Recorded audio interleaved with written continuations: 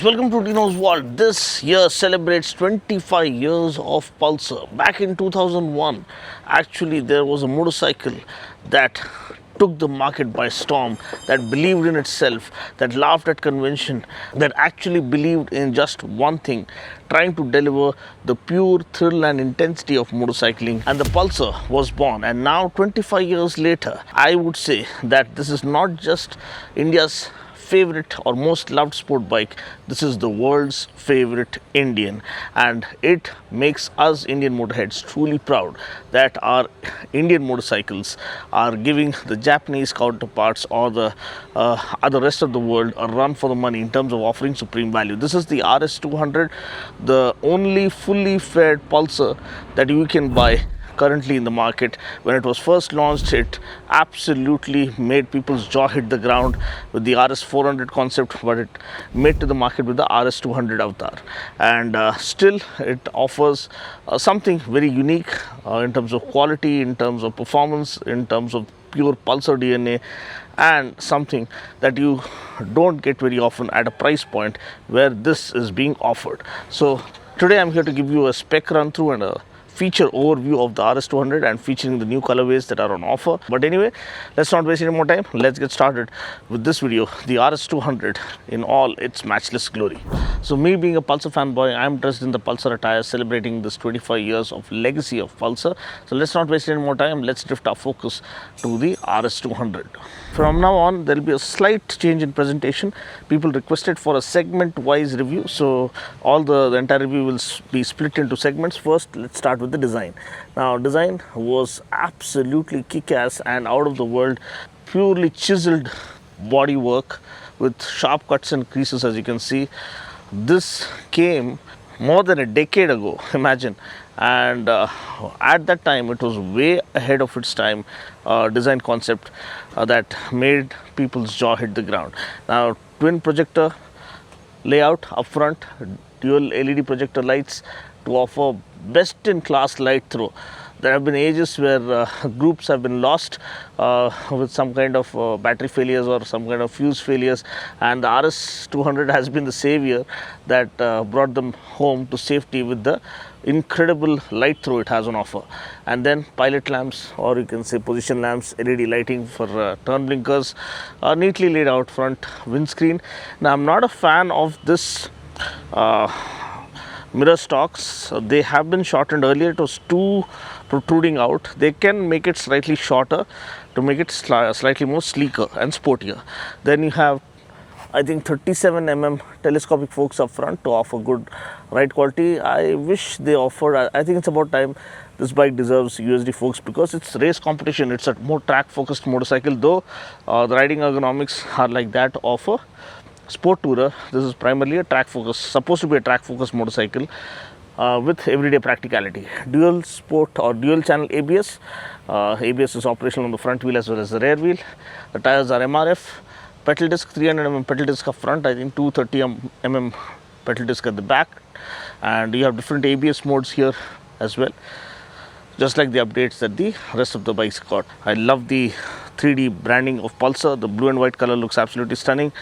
Completely white color for the tank and blue accents here and there, and this kind of carbon fiber detail is something that adds on to the premium feel. You have this perimeter frame that is exposed, and you have this kind of copper color for the engine casing, step seat layout, and the RS badging right over here looks absolutely super stylish and super badass. Then integrated grab bars for the pillion, and the tail lamp was recently revised. I think they were among the first to offer integrated stop lamp with this thing. No, there was a tail lamp as well.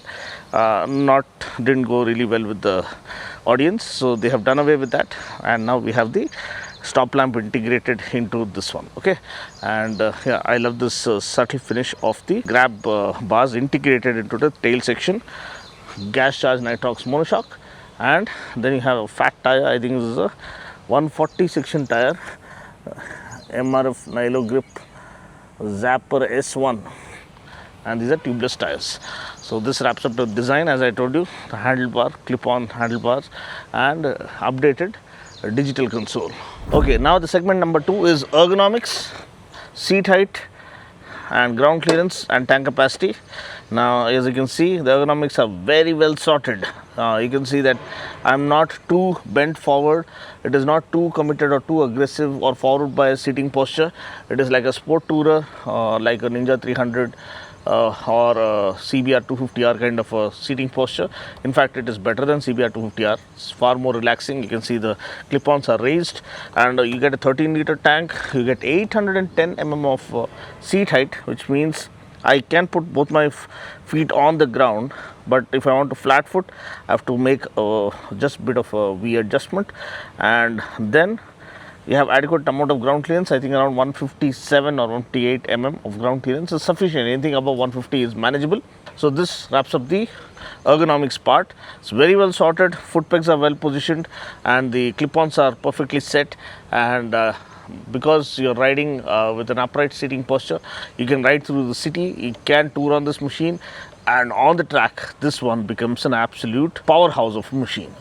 Next segment will be the engine. Quickly looking at the engine, you have a 200cc engine or 199cc liquid cooled fuel injected engine, a single cylinder engine that puts out 24.5 PS of max power and 18.7 Newton meters of max torque, and comes mated to a 6-speed gearbox. So the next segment is equipment. You have, as I told you, best in class dual projector headlamps that offer best in class light throw. You have LED position lamps, LED turn blinkers, and telescopic forks up front. I believe these are 37 mm, but this bike deserves USD forks. 300 mm pedal disc up front and a 230 mm pedal disc at the back, and it comes, you get dual channel ABS as standard, and you have different ABS modes to choose from. I'll show it to you in a moment. You have this beautiful perimeter, exposed perimeter frame to offer supreme handling and stability. At the back you get a gas charged nitrox shock absorber with preload adjustability, short stubby exhaust, box section swing arm,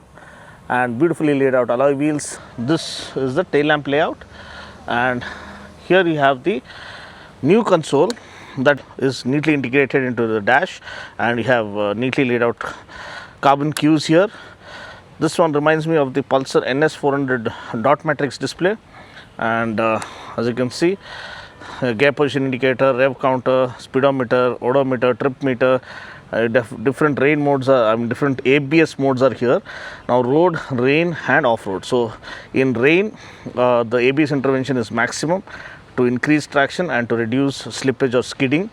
In road mode, dual channel ABS is in operation to offer good confidence while braking and preventing skidding while braking on wet surfaces. In off-road mode, I believe the rear ABS is turned off, such that you can perform those power slides or drifts for those who want to have some fun on the run. In terms of equipment, you also get a USB charging socket right over here, which is a neat touch to stay connected with your loved ones.